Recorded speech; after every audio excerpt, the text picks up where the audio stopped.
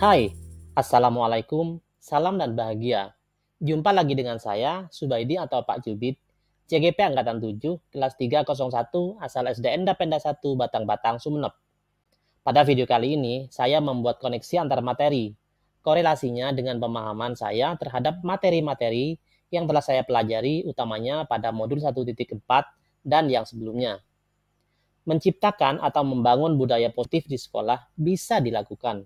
Sulit dan gampangnya tergantung bagaimana kita melakukannya. Mari kita berangkat dari filosofi Ki Hajar Dewantara. Menurut Ki Hajar, seorang guru adalah petani dan murid adalah tanaman. Kita tidak bisa mengubah kodrat tanaman, namun kita dapat menuntun atau merawatnya menjadi tanaman yang baik dan berbuah lebat. Sehingga buah ini nantinya dapat bermanfaat bagi dirinya sendiri dan lingkungannya. Untuk menjadi guru yang baik dan benar, kita harus menguatkan diri sendiri dulu. Kita dibekali dengan kekuatan nilai dan peran yang menjadi bekal dalam profesi kita sebagai seorang guru. Nilai kita harus kita pegang agar kita tidak terjatuh dalam dosa pendidik yang mengabaikan muridnya sehingga layu dan tidak berkembang. Peran memperkuat posisi kita sebagai orang yang memiliki tugas mulia mencerdaskan kehidupan bangsa sebagai panutan dan sumber inspirasi bagi setiap murid.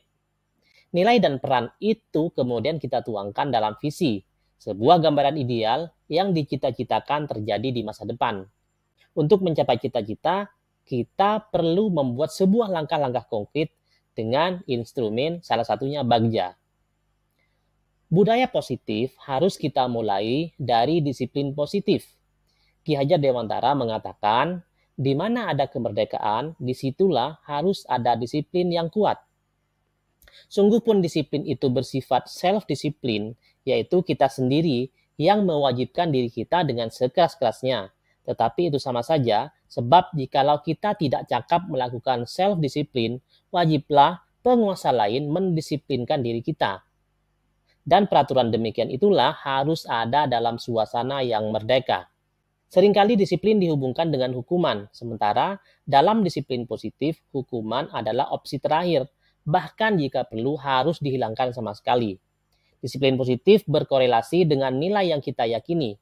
Ada banyak sekali nilai yang dapat kita yakini sebagai nilai kebajikan universal, misal nilai agama, adat istiadat, dan lain sebagainya. Atau dalam baru-baru ini kita kenal dan belajar tentang profil pelajar Pancasila. Dalam menerapkan disiplin positif, kita mengenal istilah restitusi. Restitusi adalah proses menciptakan kondisi bagi murid untuk memperbaiki kesalahan mereka, sehingga mereka bisa kembali pada kelompok mereka dengan karakter yang lebih kuat. Ini kata Gosen. Restitusi bukan hukuman.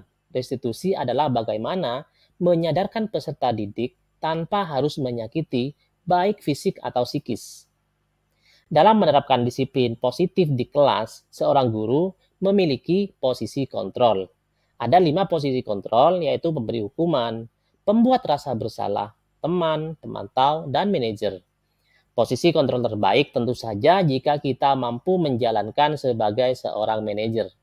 Setiap tindakan salah atau melenceng dari peraturan atau keyakinan yang kita pegang biasanya didasari tidak terpenuhinya satu atau beberapa kebutuhan dasar manusia, di mana kebutuhan dasar ini meliputi kebutuhan bertahan hidup, kasih sayang dan rasa diterima, penguasaan, pengakuan atas kemampuan, kebebasan, dan kesenangan. Alih-alih menghukum, dalam menciptakan budaya positif, kita akan merestitusi setiap tindakan yang kurang tepat yang dilakukan oleh murid. Ada 3 langkah dalam implementasi segitiga restitusi, yaitu menstabilkan identitas, memvalidasi kesalahan, dan menanyakan keyakinan.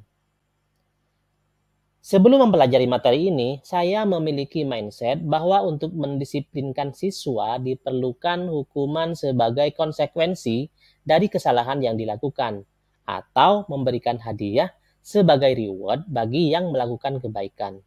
Tetapi ternyata hal tersebut kurang tepat.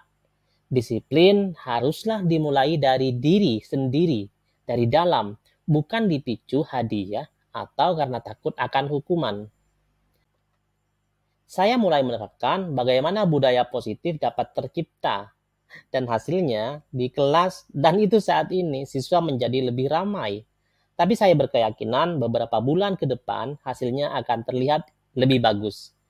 Dan pertama-tama saya memulai dengan menyepakati keyakinan kelas, lalu berkomitmen untuk menerapkannya secara bersama-sama.